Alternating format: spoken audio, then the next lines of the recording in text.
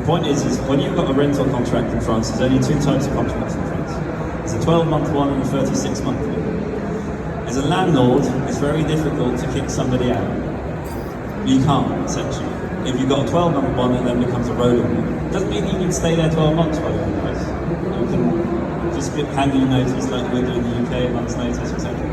But what that means is it's not cancelable by the landlord, so it means you've got a safe place to live, and it's down to the terminology of it. That means that you can renew your visa in France if you weren't property owners, because you've got a safe place to live. It doesn't actually mean much, because it could be a different rental contract by then. But for the visa purpose, this is quite important. It will be retained where you made your application.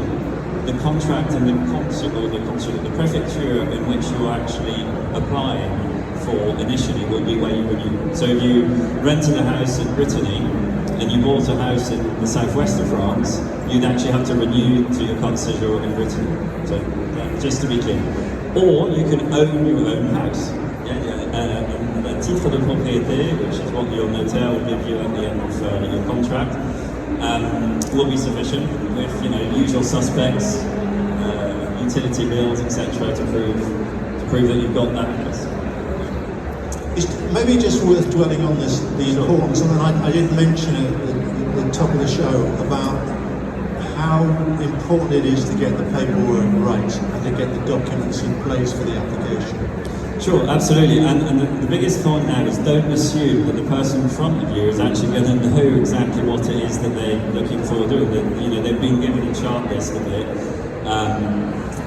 And actually, VLS is the other company that subcontracts in the other parts of the world, and they tend to be more efficient. So in the US, we've noticed that it's a lot easier in a way to get your visa. A lot of our clients will use us even more when they're further afield, as you can imagine, right? But in general, that bit of paperwork sometimes can be overlooked. You might have an Airbnb booking for 4 months and it might work because that day you were lucky, but in reality that's the element that you're looking for. Getting a contract from the person that you're buying the house is also another solution, and the interim, if you want to make sure that you've got that's showing ultimate commitment to the purchase, I guess, to use that address. So that's something, if you want to have your visa before you move, a lot of you do. But equally, I think we said this yesterday, but it's worth repeating. Of course, you can just come to France on your 90-day review, buy your property. If you're using our services, we'll book your appointment in London and say, look, okay, Steve, Peter, John, on the 3rd of December, you're going to London. We've got everything ready for you. You're going to set your appointment. You're going to wait for about 10 to 14 days. That's a typical time frame at the moment with London office, and you're going to have your visa and you're going to travel back to France and validate. So you can do that as well with those ones. You offer package service. What is that? Yeah, we tend to. Over the years of doing this, we realised that you guys. I'm talking in general. Maybe you think differently, but in general, we've noticed that we just want it sorted. You just want to be able to stay in France. Okay, so. If I say this is £200, that's £300, okay, what's it so that I can actually just move there and live there and stay there? And that's what we specialise in. So we do above and beyond, if you like, because we give you delivered goods or money back guarantees on all of our services. So we don't want to waste your time. And eventually, again, all of this is free. You could do it all by yourself, but people will choose to do that with us. What are these things? Is health and all? Healthcare applications, driving license. Again, the theory is here, the more you can show the agent in France at the prefecture that you are completely French, the higher the likelihood of your acceptance rate. So that's why we give a money back guarantee on the acceptance rate. We've got 100%, by the way, which we reapply for everybody if there was an issue. And there sometimes are, you could come to the renewal and you don't have your social security number, and they say, well, actually, we don't want Fabian's insurance anymore. It's not legal, but what are you going to do? Take them to court. Good luck. But the point being is that we see that happening, and there are rules in there, and in theory, the simplest possible way, show that you're being the most compliant possible, and then consider it like a bank loan application, right? When you go into a bank loan, you don't do a screenshot of your of your account, you've got to have a printed one with all of the details. And imagine that the French admin system can only process French admin. So if you've got proof of loads of French admin, that's good. And if you've got money in your account, even better. You can stay. So it's all a business plan that shows that you've come through, productively making. And I think, again, it's not unreasonable. Maybe it's because I've got a French passport, I was born there, etc. But I think they just want to make sure that you've got somewhere safe to live, the right medical care, and enough money in your bank account. Okay, so we've gone through 2 tests in the process. I want to touch on the third test, the third condition, and bring in Fabian, the insurer, because the third test is that you have a health insurance policy. Can you tell us, Fabian, what are the health insurance requirements for a long-term visa? Yeah, sure. So actually, the logic is simple. As Richard was saying, they want to make sure you meet pretty much the equivalent of what you would be given if you were French. So basically the equivalent of French social security. So they would need to see something that you covered for in and outpatient benefits. They would want to see that you covered without any medical exclusions. We'll get to that part later. This is usually where there could be a problem. In case you exceed the amounts, because they want to see like a 30,000 euros cover, except if you apply in London. Because if you're in London, the VLS Center in London, I think you're posher or something, so they want 100,000 euros there. So they want to see that, and they want to see a repatriation as part of the policy. Because if you exceed the limit, or if you'd like to be treated back in the UK, then you can be repatriated pretty much for free. And most importantly, they want what we would call in France a first euro policy, so basically a policy without any kind of deductible, no excess, no copay, whatever the naming, because insurance is very creative in the naming. But basically you need to be covered from the first euro, from the first expense. If you even have 50 euros excess, you're happy to pay 50 euros out of pocket, probably, but that's too much already for them. As Richard was saying, you're talking to someone that wants to check boxes. If they don't check a box, it's rejected. So, yeah, that's pretty much the requirement. Okay, so travel insurance policy or my GHIG is not going to cut it for a long-term visa. No, and actually this is where it gets a bit confusing, because on the website you just say proof of medical coverage. And you're basically left out with that. And most of you, if you do that on your own, you might find out, and it's actually one of the highest reasons. So I use the word rejection instead of visa rejection, because they don't really reject it. They just say, oh, this is not compliant, and find something else. But they don't tell you why either. But this is one of the many most important reasons why the visa has to be re-looked at from your perspective. So travel insurance doesn't cut it. Schengen policies don't cut it either. Any policies with an excess, any policy that don't cover outpatient benefits, anything, So, and actually some of the big bands, some of the very expensive policies like Bupa or even American suppliers, IMG, something like that, they do have compliant plans. But most of the time they end up selling something that's compliant, but not that particular version of the policy. So, obviously I will tell you who the best to work with us, but make sure you work with someone that has a habit of working with French visa applications, for visa application. Right, let's get on to this point you made about pre-medical conditions. I suspect most of us in this room have got some sort of medical condition. How is somebody going to get a policy that's comprehensive if they've got a pre-medical condition? So unfortunately, this is something I'm experiencing myself. Every year we move full circle around the sun, and we're not getting any younger. So unfortunately over time conditions can build up. And as I was saying, this is one of the requirements. You should have a policy without an exclusion, like if you were covered by Social Security, which for some conditions might be tricky, if not possible at all. So what's the catch? What's the trick? In most situations, I'd say you would have 2 choices. It's either we're trying to get you a regular policy, so policy with a medical questionnaire, and then you'll have a loading to get that covered. Or that's going to be very, very expensive because you have to factor that in. Most policies that exist, visas are a very, very niche market, and private medical policies, they're not made for visas. They're made for international travelers. And so they don't care about visa regulations in France. And all these actors, the AXA and the big bands, well, they're working globally and not just in France. So we came up with a plan that's exclusive to us that we made for French visa applications, which has an automatic exclusion. So basically, it would not be covered. But the French medical system is very cheap, so you're probably well off paying out of pocket anyway. Or if it's very serious, you have the repatriation plan. So you just go back to the country to be treated. And again, Richard was saying, this is, you're not far away, so this is not a massive issue. And yeah, this is basically usually what we do. But you would have a choice. Although my personal preference is for you to save money and go with that, because if any exclusion is written on the certificate of insurance, this is also an exclusion or rejection of the visa.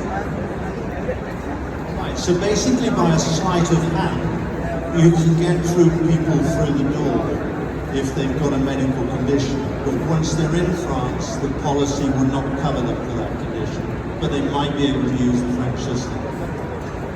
So they probably have to pay. Yes and no. Yes, correct.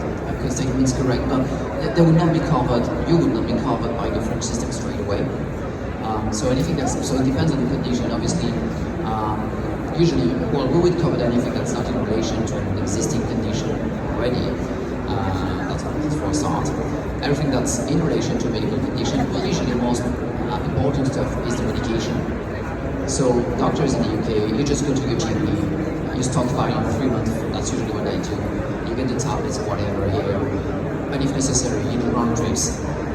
Usually after 90 days, you can apply for the French CPA, which is the equivalent of the NHS.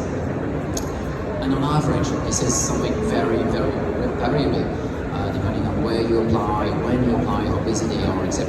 But on average, you're looking at a 6-month application once you apply, so 9 months total, so 9 to 10 months is what you should expect. So at that stage, you'll be covered by the French system, so everything is covered.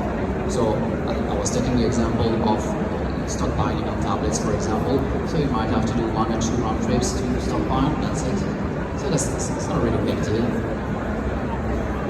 Your mic's not on. It's worth mentioning. Well, first and foremost, we can reapply for a visa if you fail, right? So don't worry, even if you did it yourself, you can do it pretty much, it's unlimited, but of course, try not to do it too many times, right? It's good maybe get business issues.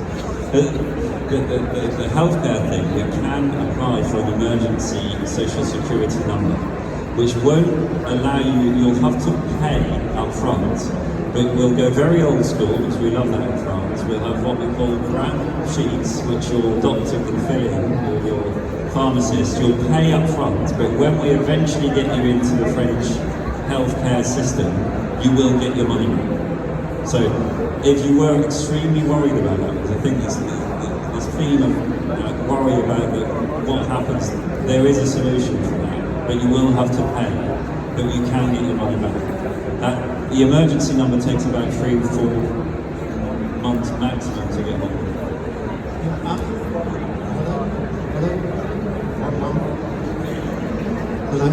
Hello. Richard offers 100% guarantee or refund on his visa applications. I mean, have you got a similar policy with health policies? Richard was mentioning, we're working hand in hand with basically sister companies. That's kind of the same thing. So obviously, Terrible is an agent, but yeah, he's the sales page to offer 100% money back guarantee. Actually, should the policy, your visa application gets denied because of us or because of something else. As long as this is an objective rejection, if you change your mind, it becomes a commercial thing. But if you are rejected because of us or something else, we refund you. But since Brexit, or since mid-2021, we had 0 refund because of the rejection. That's really good. What's it going to cost me? Obviously, that's a good question. Well, it depends on the age band, by definition, for medical coverage. But if you are early 50s, I would say probably something like 1,500 total for one person for 1 year. in the early 60s, like 2,000 euros. But that's basically kind of premium. It's very important to know. That's a year, isn't it? Yeah, that's a year. That's it. It's very important to specify. This is for the private medical insurance. And again, after the first year, most of you will be into the French system, and then you'll have access to general health insurance, which will provide as well. And you're looking at usually at least half the premium. To have your carte de séjour, when you're mandatory for a foreigner these days, you have to have a top-up insurance, which is not mandatory for French people, of course. They can just have 70% covered by the state. So the mandatory period, the longest period you'll need this cover is basically a year. Yeah, that's basically it. But you do need the 1-year contract though, because sometimes it's confusing when you're reading online.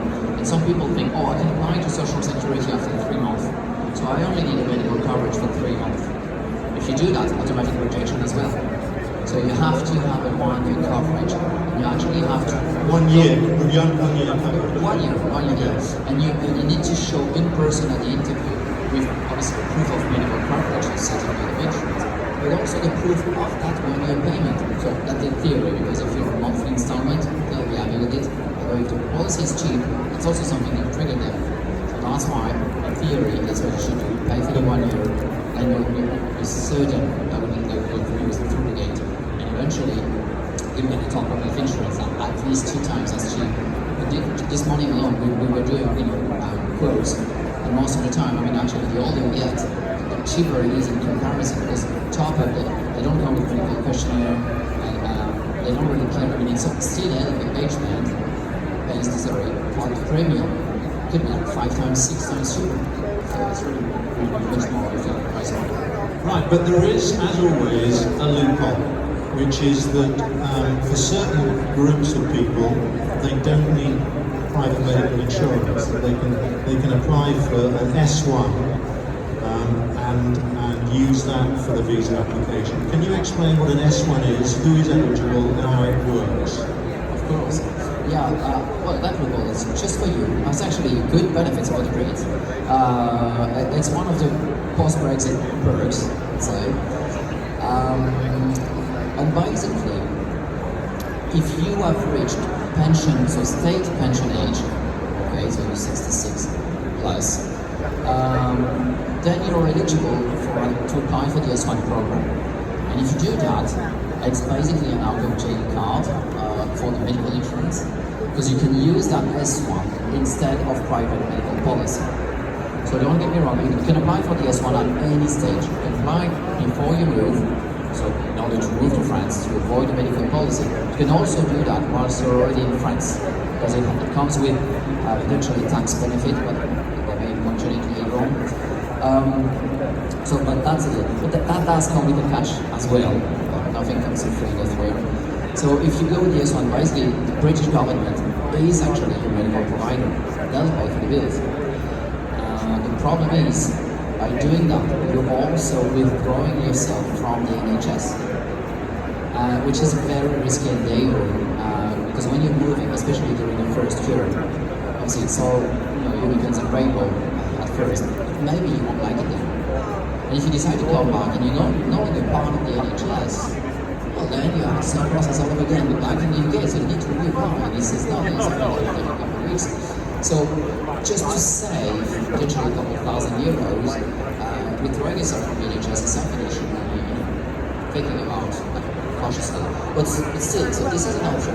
If you have reached state pension age, then you can apply for this and use this instead of private medical insurance. So then you have options.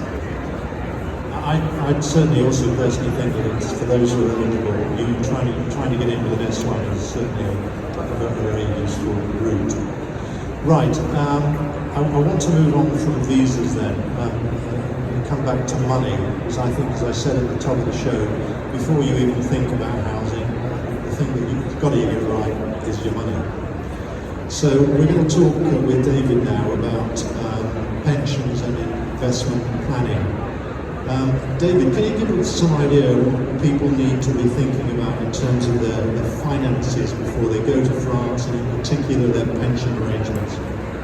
Yeah, Absolutely, David. I can chat through that. I think what's quite interesting this afternoon is we're hearing a lot about things that you must do, so mandatory application for your visa, mandatory healthcare and so forth. Now, what I'm going to speak to you about is not mandatory, but it could potentially save you quite a lot of money from a taxation perspective. The unintended consequences. Now, around Brexit, what we saw quite a lot was people were coming into France very, very quickly because they had that deadline. There was quite a lot of situations where they then contacted us as financial advisors after the event. So once they were in France, they thought, right, I'm in France, I've got a right to stay here, I must not think about my finances. Now, unfortunately, that's a wee bit late to actually contact. We can still help people, but sometimes we have to break some unfortunate news to them. So, for example, David, you were mentioning pensions. A good example would be tax-free cash. So we know that within UK pensions, you can take 25% tax-free cash from a pension, which is great. That's a UK benefit there. So if you come into France and you apply for that 25% tax-free cash, the UK will pay it to you without any tax deducted, but it will be taxed as normal income here in France. So you've lost that benefit completely. Now, that could have a really big impact on any plans you've got for those funds, because first of all, you need to be paying the tax on it. So that's one that we do see quite often in terms of pensions. But obviously, what to do is to, as part of that, preparing for the move to France, is think about what we like to call strategic financial planning. So basically, providing you with a roadmap, ABC that you do, or ABCDE that you do in the UK before you leave, in respect of your finances. You then come into France, and then on the French side, we can make recommendations around how you would structure your pension, structure your investments, so that they're completely tax compliant from a French perspective. So hopefully that gives a bit of an overview of pensions. You mentioned this 25% tax-free thing. I mean, are you saying then, as a general rule, that people should be pulling their 25% pension, tax-free pension before they move to France? If your move to France is potentially time limited, so maybe you've got a plan to come into France for 5 years, 8 years, or whatever it might be, and then there's a strong intention to go back to the UK, you might want to think about actually not taking that pot and just leaving it where it is, because ultimately that gives an opportunity for that 25% to be a bigger number when you actually take it when you return to the UK. But setting aside that example, and it's all down to what people need the money to be doing for them. If you think you're going to need that capital as part of your life here in France, we would generally say, look, take that 25% out before you leave the UK, otherwise you're going to be in this French taxation position. Okay, I mean, in terms of age groups, I mean, there's quite a wide age group in this audience tonight, and there are going to be many people moving today, and many people moving to France for whom this whole discussion about pensions is not going to be particularly relevant. I mean, what different approaches to people whose pensions are not immediately on the horizon need to be thinking about? I mean, I think regardless of your age, if there's pensions that you've got, you need to be reviewing how they're going to be impacted by move to France. That's the first point we've made. Prior to being able to access your pension pot, so at the moment in the UK it's 55 really before you can get to take out your pension wealth out. And this is a recommendation whether you're coming to France, whether you go to Spain, Portugal, wherever it might be. Try and maximise the amount that you can put into that pension before you leave the UK. So, if you've got employer contributions that go in, make sure you're maximising all of those. So that's just good general housekeeping around pensions. By the age of 55, you can then get this access that we've talked about. So tax-free cash might come out at that point, and you might just leave the rest of it to just do its thing, and then you draw that down when you come into France. One of the other things to think about is that is a UK pot. Now, by its very nature, if you're living in France, it's in the wrong currency. So, it's a sterling denominated pension, you're living in the Eurozone, you're potentially going to have that, well, if you're taking a UK state pension, you've already got that currency risk with your UK state pension. So if it's a long-term move to France, there's not much logic in actually leaving that pension in a UK pension environment. So it can move across to what we call CUROPS. The acronym basically stands for a qualifying overseas pension scheme. So HMRC. Can you say that again? What was it, David? It's called a CUROPS. Okay, yes. So it's an overseas pension scheme, qualifying overseas pension scheme. Now, these are HMRC designed, so they were first launched in 2006 originally, and they were specifically for UK residents who are no longer going to be living in the UK and they want to move their money out of the UK. And there's a lot of sense in that because it means that in the future, if there is changes to UK pension legislation, the politicians love changing pensions. They're always coming up with different things you can and can't do with your pension. So to move away from that risk that you might have to your pension pot, that the UK suddenly changes rules in terms of what you can do, there is this facility to actually move it out with the UK. Still works as a pension, still is completely compliant, as I say, it's HMRC registered. So that's something that, but again, if it's the right thing to do, we look at with our clients. The only other point I was going to make is actually around your state pension as well. So if people are retiring a little bit early, you might want to take the opportunity to make sure that you bought the number of years from the UK in order of topping up your UK state pension, because it's quite a valuable benefit. They are pushing the date back progressively in terms of when you can actually access that pot, and it's getting further and further away from me. But setting that aside, it's a really good, inexpensive way of actually boosting up your retirement income. So hopefully that explains it. Okay, let's move away from pensions. What about my savings and investments? What am I going to do with all of those? My ISAs and goodness knows what? Yep. So again, none of this is mandatory. You can just leave everything as it is in the UK and work on that basis in France. However, you start from the bottom. Your UK bank account, as soon as you give them a French address, they might turn around and say, we're going to close your account. So that's one thing to be aware of. Savings, you can hold on to those savings. However, if it's a cash ISA, which, as we know, is tax-free in the UK, if it's something like premium bonds, which quite a lot of people hold, up to 50,000 of those, tax-free in the UK, if you're lucky enough to win the £1 million prize on premium bonds and you're a French tax resident, you've got 30% tax bill to pay on that. So whilst that would be paid tax-free in the UK, you've got this tax bill in France. Now, you still get a good chunk of money, but it's going to really stick in your throat. You're going to have to give that about to the French tax bill. Cash ISAs, tax-free in the UK, however they're UK investments. So France does not recognise that tax-free wrapper.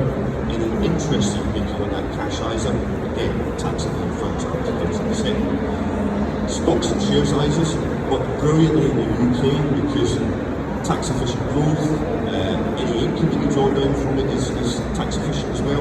Again, France does not recognise them. So if you were to cash those in France, any profit that you've got within that ISA wrapper is fully chargeable to French tax. So you can probably see where I'm going with this, that although you can hold on to these plans, there's not a lot of sense in actually doing that because ultimately they don't work for the French perspective. Okay, we've got time for questions if anybody's got someone with a roving mic somewhere. Anybody got any questions? Right, gentleman on the front. If you could put your microphone next to your mouth, please. Okay, can you hear me? Yeah. I'm not actually eligible to retire at the moment, but I'm obviously looking to move to France. And one of the questions I had was obviously related to private pension, and obviously I suppose a state pension as well. So I'm assuming whilst in France I would need a French bank account. Can I have my private pension, my state pension, paid into my French bank account, but obviously, what are the implications of that? Because if you paid in sterling, and then obviously you want to draw the money out in euros, is there some sort of conversion rate that takes place? And obviously, are there any loopholes where you can actually avoid paying extra tax?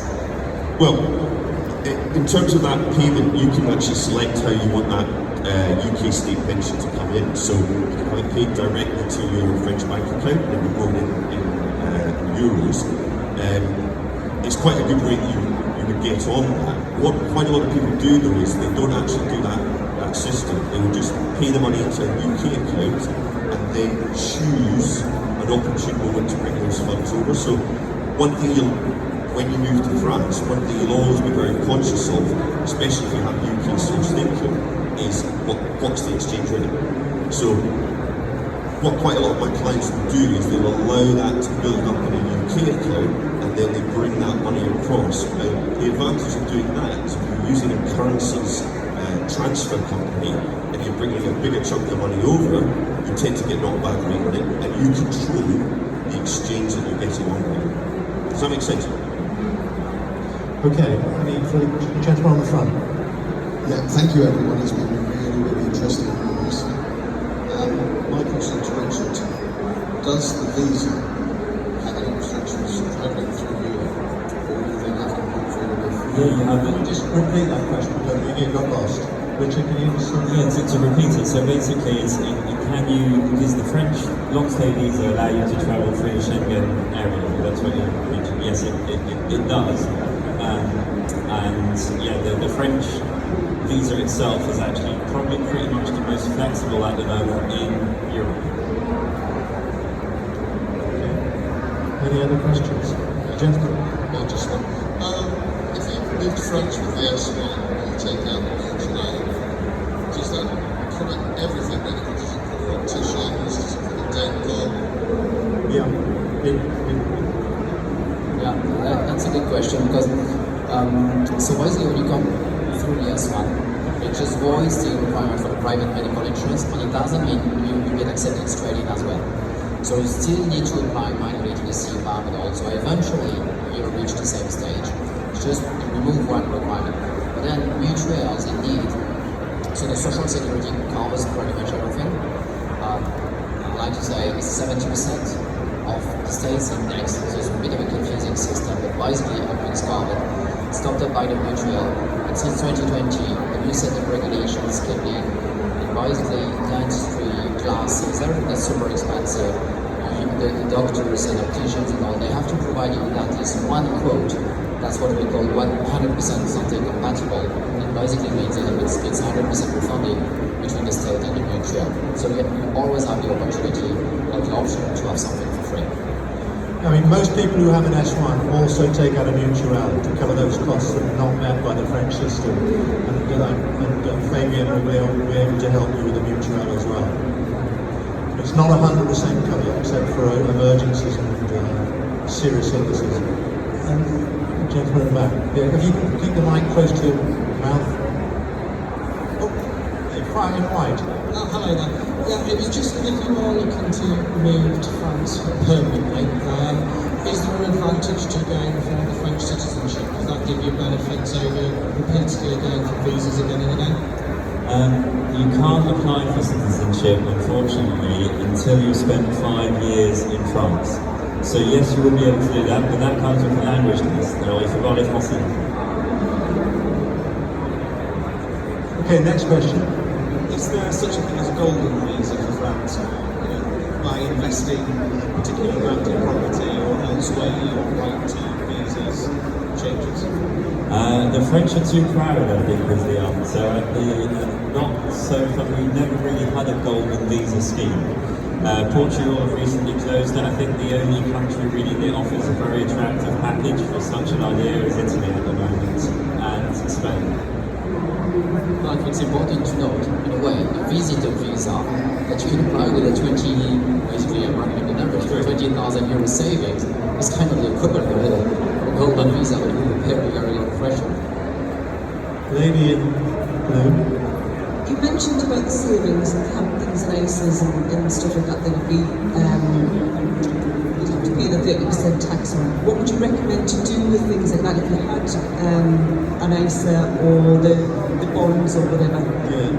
Well, first point I would make is have a conversation with us about what you would be doing with that. But if you're coming into France and it's a permanent move, you want to avoid these taxes. So reverting to cash, come into France, and then if it's an investment that you need from that to produce growth or for income, there are structures that are used in France that will provide that for you. So, for example, there's a structure that's quite common in France called an assurance vie.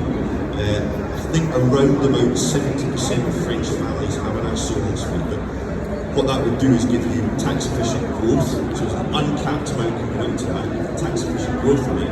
You've then got tax efficient income, you draw that down. As I say, there's nothing to stop you retaining those ISAs, but they just don't work from a French perspective. And you'll also get a much lesser tax rate as and when you take an income from this French tax compliance structure. Okay, I think I'm going to bring the questions, unless there's anything absolutely pressing. These gentlemen will be around to consult at the end of the day. Right, okay, thank you very much. Can we thank the speakers in the normal way? Right, we're now going to talk about, this is the